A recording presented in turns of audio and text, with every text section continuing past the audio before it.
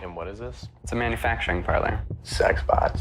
They're programmed to know what you want, exactly what's expected of them. But they don't complain, they don't argue, they don't manipulate, they just love.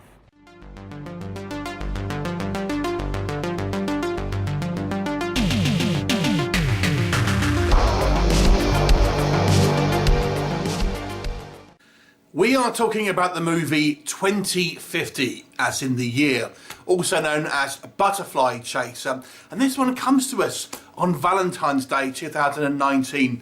And this is best described as 50 Shades of Blade Runner. Intrigued yet? Well, you might be. So this one is directed by Shannone Holt and stars Dean Cain as probably the most recognisable name here. The story you've got here is a kind of it's obviously set in 2050, the year, and we are at a place where society is kind of advanced enough where there are these kind of lifelike android sex bots, for lack of a better word. Now we're kind of already kind of seeing that, certainly kind of in kind of 2019 in Japan and stuff like that, but obviously 30 or so years from now, these sort of androids are pretty much like, they look exactly pretty much like a human outside of a kind of like, you know, an interface ultimately. So it's kind of a cautionary tale, so to speak, because it's something that obviously we look like where we're going, and this kind of focuses on two guys who are actually brother-in-laws.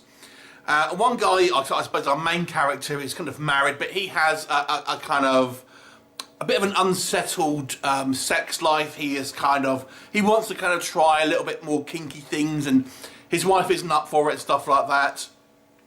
And then we got this other guy, his brother-in-law, so the wife's brother, has just been dumped by his girlfriend, and she's dumped him for a male kind of like sex bot. And you know, he's kind of like unfulfilled ultimately because of that, and feels, you know, obviously down because how can he compete? So these two guys both end up getting their own kind of sex bots. One gets this kind of one played by Stefanie Bloom, who I'm not particularly familiar with, to be honest, but she's, you know, she's a very attractive lady. And the other is by Stormi Maya. Now, Stormi Maya is fast becoming kind of a modern-day screen queen, being in many kind of genre movies, and has actually just done her own kind of music career, started her own music career, and recently released Fake Ass Titties. Yes, I'm not joking. See the link in the description below. And the story ultimately deals with these two guys, really, and how they are interacting with these two kind of like robotic lovers, so to speak, and how their kind of attitudes towards them, technology, and therefore other people, are all kind of influenced by technology and these kind of like these androids. So this is kind of really a metaphor for modern society dealing with technology, and ultimately how it's kind of changing us in a very kind of real way, because, you know, you better believe this is kind of where it's going to end up, probably around 2050 as well. So what do we think about the movie? It's okay, so this is kind of a character piece. It's not a action film. There's no action sequences here. It's a purely really a science fiction drama. And to be fair, quite light on science fiction in regards to visual imagery. But I've got to say, it's a fascinating and well thought out concept. So, you know, like I've said, this is not kind of like mega futurized. It really just looks like more or less today, outside of kind of the sky filled with drones and stuff like that, which probably also, again, is probably fairly accurate.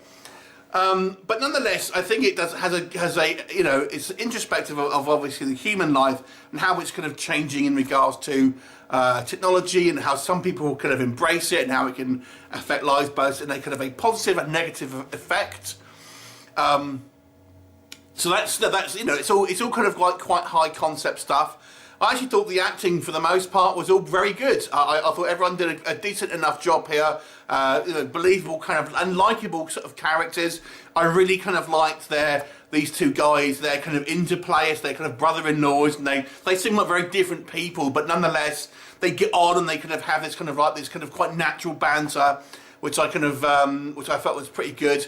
Dean Cain is playing the kind of the manager of this kind of this robotic club, so to speak. which is kind of on the seedy side. It's a little bit kind of like still underground even at this point, because kind of people, some people kind of are offended by it.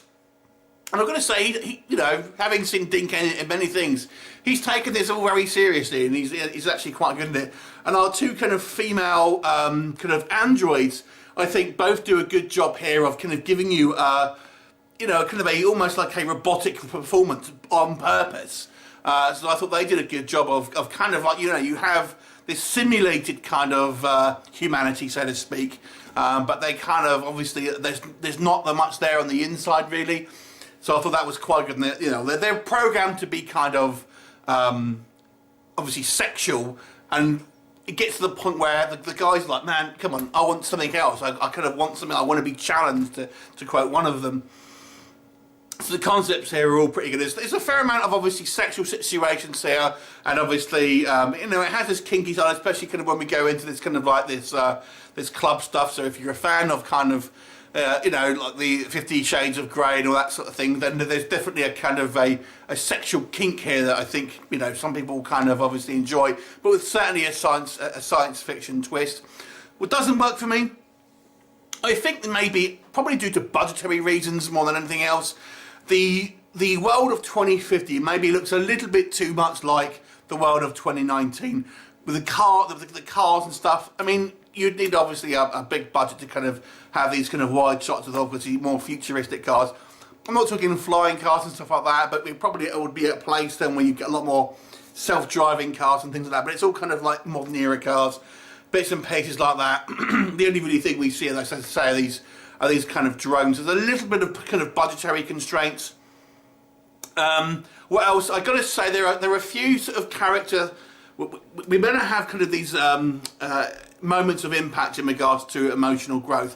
For example, our main character, we're told he has kids, but I never really see them with the kids, and there's a point of him saying he kind of misses the children and stuff like that, and wants to be a good father, etc. But we never see him interact with any children, so it's like an empty sort of gesture that he's saying, because that relationship's never really built up on screen, at least. So you kind of feel like it's a little bit of kind of an empty gesture to a certain degree.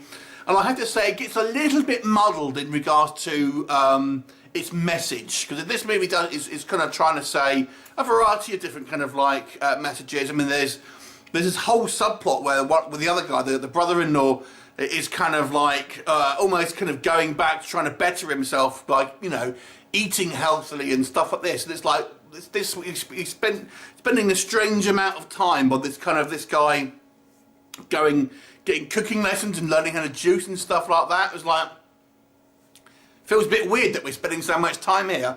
I think maybe that more scenes could have been from certain areas could have been beneficial to the movie, and less in certain things.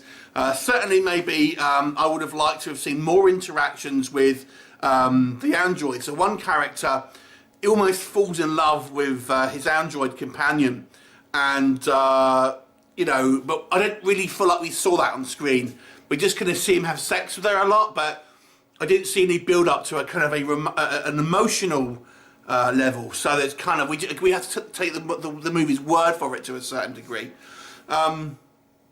It doesn't, like I said, it does ask some interesting questions. I mean, for example, they sort of say, is sex with a robot cheating? Because if you have sex with a dildo, if a woman has in a dildo or whatever, is that cheating? Probably not. And this is just a kind of ultimately a kind of more advanced dildo to a certain degree.